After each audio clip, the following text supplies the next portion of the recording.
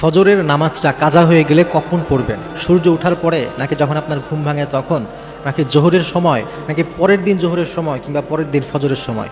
আবার যখন আপনি কাজা পড়বেন তখন কি আপনার ফজরের যে সুন্নাত আছে সব থেকে গুরুত্বপূর্ণ সুন্নাত, এটাও কাজা পড়তে হবে, নাকি এটা ছাড়াই আপনি পড়তে পারবেন? অনেক সময় আমরা এটা বুঝি না, বুঝতে পারি না। আমাদের কাছে প্রচুর এই যেই প্রশ্ন আসে, তার মধ্যে এটা একটা কমন প্রশ্ন যে এটা আসলে কিভাবে করবো। মনে রাখবেন, আল্লাহ তাআলা পবিত্র কালামুল্লাহ মাজিদের মধ্যে বলেছেন, ইন্না সলাতা কানাত আলাল মুমিনিনা কিতাবাম মাওকুতা।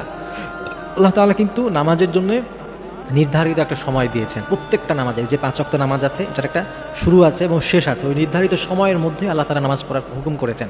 এই জন্য প্রত্যেকটা নামাজ আমরা নির্ধারিত সময়ে পড়ব।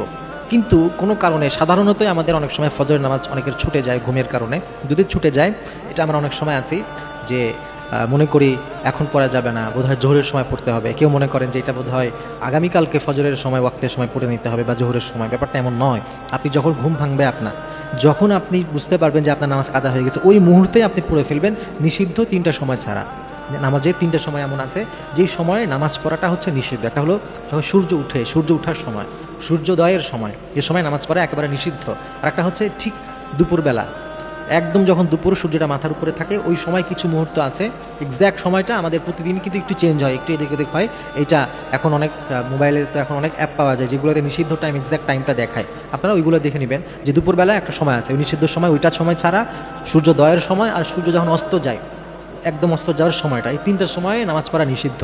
এই 3 সময় ছাড়া আপনি শুধু ফজরের না, যেই নামাজে যখনই কাজা হয়ে যাবে, যখনই মনে পড়বে, সাথে সাথে আপনি পড়ে ফেলবেন। আর কালকে পড়বো, একটু পরে পড়বো, এটা করা যাবে না। কারণ একটু পরে আপনি বাঁচবেন কিনা তো জানেন না। আবার হাদিসের মধ্যে নবীজি এটাই আমাদেরকে বলেছেন যে কোনো নামাজ ছুটে গেলে যখন স্মরণ হবে তখনই পড়ে নেবে। এজন্য এটা দেরি করবেন না, সাথে সাথে পড়ে ফেলবেন।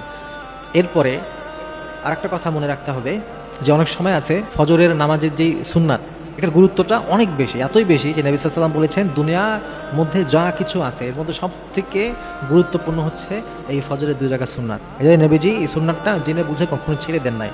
এই জন্য এই সুন্নাতটা আমরা সবসময় পড়ার চেষ্টা করব। অনেক সময় আছে, অনেকেই আছে যারা ফজরের নামাজটা জামাতের সাথে পড়তে পারলেও সুন্নাতটা পড়ার কোনো কারণে সুযোগ পায় নাই, তারা ফজরের নামাজ শেষ করার সাথে সাথেই সুন্নাত পড়া শুরু করে। এটা আবার করবেন না।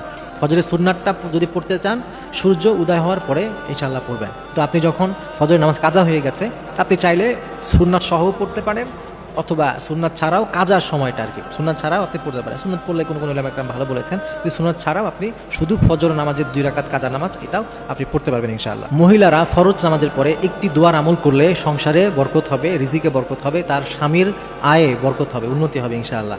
স্বামীরা, প্রত্যেক বাসার পুরুষ যারা থাকে তারা কিন্তু প্রচুর স্ট্রাগল করে, তারা বাইরে যায়, কাজ করতে যায়, তাদের কাজে অনেক সময় দেখা যায় বরকত হয় না। যেই পরিমাণ স্ট্রাগল করা হয়, পরিশ্রম করা হয়, সেই পরিমাণ অনেক সময় বরকত কিন্তু পায় না অনেকে। তো যখন পুরুষরা বাইরে এভাবে কাজ করছে, ওই সময় যদি নারীরা প্রত্যেক ফরজ নামাজের পরে একটি আমল করতে পারে, তাদের সব প্রয়োজন আল্লাহ পূরণ করবেন।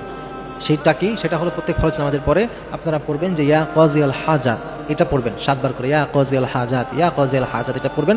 আল্লাহ তাআলা আপনাদের সব হাজাত, সব প্রয়োজন পূরণ করবেন। এবং পুরুষরাও চেষ্টা করবেন এই আমলটা করার জন্য। শুধু যে নারীরাই পড়বেন তা না, নারীদেরকে বিশেষভাবে এই জন্য বলা হচ্ছে, তাদের সময় বেশি থাকে। অনেক সময় নারীরা নামাজে বেশি মনোযোগ দিয়ে সুন্দর করে পড়ে, নামাজের পরে তারা অনেক নফল ইবাদত তারা করে। তো ওই সময় আপনারা এই আমলটা করবেন। এবং পুরুষরাও যখন সুযোগ পাবেন, ইয়া কাযিয়াল হাজাত, ইয়া কাযিয়াল হাজাত, আপনি বেশি বেশি করে এটা পড়বেন। কারণ আল্লাহ তাআলা ছাড়া হাজত পূরণকারী, প্রয়োজন পূরণকারী আর কেউ নাই।